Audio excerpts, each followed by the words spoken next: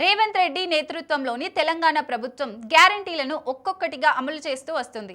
తాజాగా ఇందిరమ్మ ఇళ్ల పథకంపై ప్రభుత్వం అదిరిపోయే అప్డేట్ ఇచ్చింది. డిసెంబర్ మొదటి వారంలో ఇందిరమ్మ ఇళ్ల పథకాన్ని ప్రారంభించనున్నట్లు ఇప్పటికే సీఎం రేవంత్ రెడ్డి వెల్లడించారు. డిసెంబర్ 2వ వారం నాటికి లబ్ధిదారులకు ఉత్తర్వులు విడుదల చేసేలా కసరత్తులు చేయాలని ఆదేశించారు. దీనిలో భాగంగా మొదటి విడతగా నిరుపేదలకు ఈ పథకాన్ని వర్తింపజేయనున్నారు. ఈ క్రమంలోనే ఇందిరమ్మ ఇళ్ల పథకంపై మంత్రి పొంగులేటి శ్రీనివాసరెడ్డి అదిరిపోయే న్యూస్ చెప్పారు. ఈ నెల 5 నుంచి ఇందిరమ్మ ఇళ్ల యాప్ను అందుబాటులోకి తెస్తున్నట్లు చెప్పారు. ముఖ్యమంత్రి చేతుల మీదుగా ఇందిరమ్మ ఇళ్లను ప్రారంభిస్తామని మంత్రి పొంగులేటి చెప్పారు. ఇందిరమ్మ రాజ్యం అంటేనే ఇందిరమ్మ ఇల్లు అని చెప్పారు మంత్రి పొంగులేటి శ్రీనివాసరెడ్డి. రాష్ట్ర వ్యాప్తంగా మొదటి విడతగా 4.5 లక్షల ఇళ్లు మంజూరు చేస్తున్నట్లు చెప్పారు. రాబోయే 4 ఏళ్ల పాటు ఇందిరమ్మ ఇళ్ల పంపిణీ కొనసాగుతుందన్నారు. త్వరలోనే ప్రతి నియోజకవర్గంలో 3,500 ఇందిరమ్మ ఇల్లు ఇస్తామని మంత్రి తెలిపారు.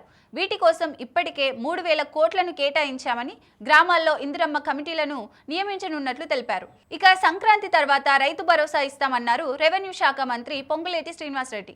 ఇప్పటికే రైతులకు 21,000 కోట్ల రూపాయల రుణమాఫీ చేశామన్నారు. గతంలో కాంగ్రెస్ అధికారంలో ఉన్నప్పుడు వడ్లకు 250 రూపాయల బోనస్ ఇచ్చిన కాంగ్రెస్ ఇప్పుడు 500 రూపాయల బోనస్ గా ఇస్తున్నామని తెలిపారు. ఎన్నికల వరకే రాజకీయాలని, ఆ తర్వాత అభివృద్ధిపైనే దృష్టి పెట్టినట్లు మంత్రి చెప్పారు. ప్రజలకు ఇచ్చిన హామీలను అమలు చేసే వారిలో నమ్మకాన్ని పెంచుతున్నామని తెలిపారు. ఎన్నికల హామీలను ఒక్కొక్కటిగా అమలు చేస్తున్నామని మంత్రి చెప్పారు.